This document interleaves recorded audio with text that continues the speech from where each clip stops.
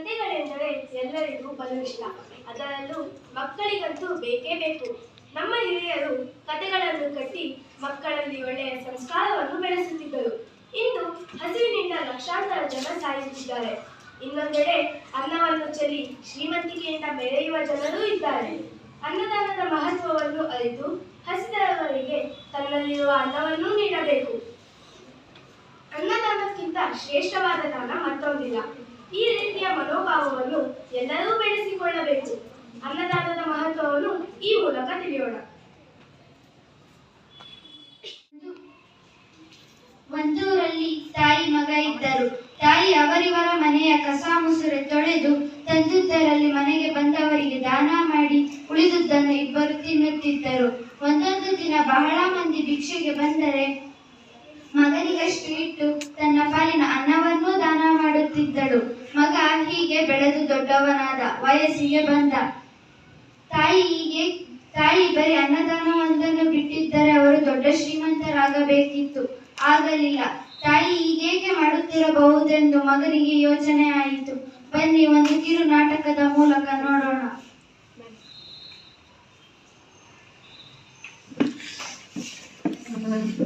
ತಾಯಿ, ಇದೇಕೆ ಅನ್ನದಾನ ಮಾಡುತ್ತಿ? ಅನ್ನದಾನವೊಂದನ್ನು ಬಿಟ್ಟಿದ್ದರೆ ನಾವು ದೊಡ್ಡ ಶ್ರೀಮಂತರಾಗಬಹುದಿತ್ತು. ಒಂದೊಂದು ದಿನ ನೀನೇ ಉಪವಾಸವಿರುತ್ತಿ, ಬೇರೆಯವರಿಗೆ ದಾನ ಮಾಡುತ್ತಿ. ಅನ್ನದಾನದ ಮಹತ್ವ ಏನು?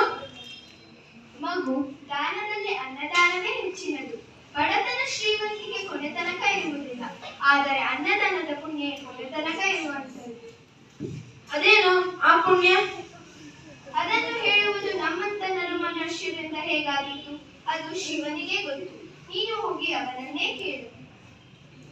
ಆಗಲಿ. ಸರಿ. ಅದರಂತೆ ಮಗ ತಾಯಿ ಅಪ್ಪಣೆ ಪಡೆದುಕೊಂಡು ಶಿವನ ಬಳಿ ಹೊರಟ. ಹೋಗುತ್ತಾ ಹೋಗುತ್ತಾ ದೊಡ್ಡದೊಂದು ಅಡವಿ ಬಂತು. ಅಲ್ಲಿ ಗಿಡ ಮರ ದಟ್ಟವಾಗಿ ಬೆಳೆದಿದ್ದವು. ಇವನು ಬೆಟ್ಟ ಹತ್ತಿ ಇಳುವಷ್ಟರಲ್ಲಿ ಸಂಜೆ ಆಯಿತು. ಮುಂದೆ ಏನು ಮಾಡಬೇಕೆಂದು ಹೊಳೆಯದಾಯಿತು. ಆಗ ಅಲ್ಲಿಗೊಬ್ಬ ಬೇಡ ಬಂದ. ಈ ಹುಡುಗನನ್ನು ನೋಡಿ ಅವನಿಗೆ ಕರುಣೆ ಬಂತು. ಹೀಗೆ ಬಿಟ್ಟಿದ್ದರೆ ಹುಡುಗ ಹುಲಿ ಸಿಂಹಗಳ ಬಾಯಿಗೆ ಬೀಳುತ್ತಾನೆಂದುಕೊಂಡು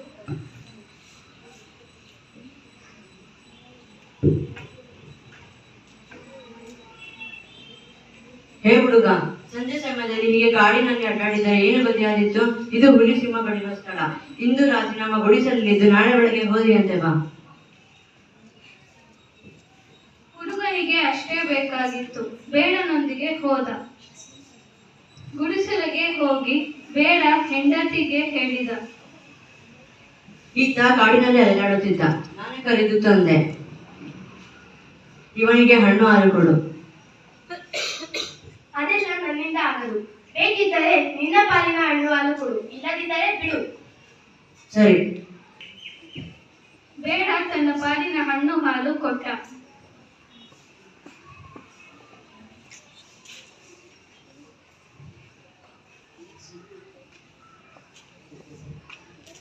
ಹುಡುಗ, ನಡೀತಿದ್ದೆಯಪ್ಪ, ಮಲಗು.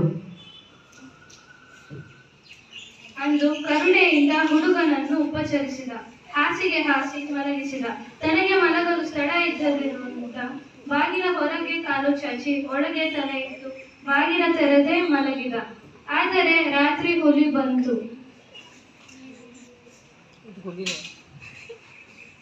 ಹೊರಗರ್ಧ ಒಳಗರ್ಧ ಮಲಗಿದ್ದ ಬೇಡನನ್ನು ಕೊಂದು ಹಾಕಿ ತಿಂದಿತ್ತು. ರಕ್ತದ ರುಚಿ ಹತ್ತಿ ಒಳಗೆ ಹೋಗಿ ಅವನ ಹೆಂಡತಿಯನ್ನು ತಿಂದು ಹಾಕಿತ್ತು. ಹೊಟ್ಟೆ ತುಂಬಿದ ಹುಲಿ ಆ ಹುಡುಗನನ್ನು ನೋಡದೆ ಹಾಗೆಯೇ ಹೋಯಿತು. ಮುಂಜಾನೆ ಇವನೆದ್ದ.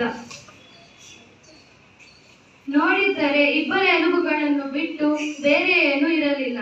ಪಾಪ, ಬಹಳ ಅನ್ಯಾಯವಾಯಿತು ಎಂದು ಹಳಹಳಿಸಿ ಮತ್ತೆ ಪ್ರಯಾಣ ಮಾಡಿದ.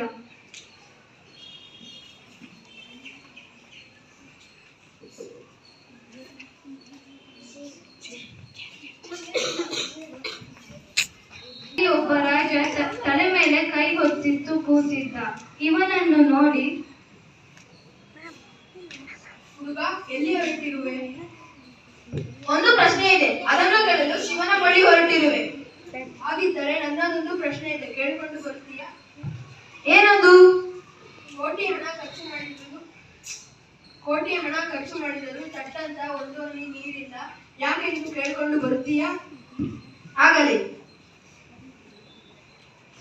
ಆಗಲೆಂದು ಹುಡುಗ ಮುಂದೆ ಹೊರಟ. ಮುಂದೆ ಬರುವಷ್ಟರಲ್ಲಿ ಒಬ್ಬ ಕುಂಟ ಕುಳಿತಿದ್ದ.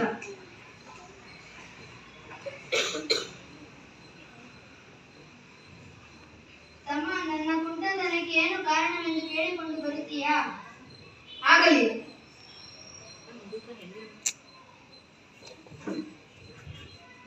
ಆಗಲೆಂದು ಹುಡುಗ ಮತ್ತೆ ತನ್ನ ದಾರಿ ಹಿಡಿದ. ಮುಂದೆ ದಾರಿಯಲ್ಲಿ ಒಂದು ಹುತ್ತ ಸಿಕ್ಕಿತ್ತು.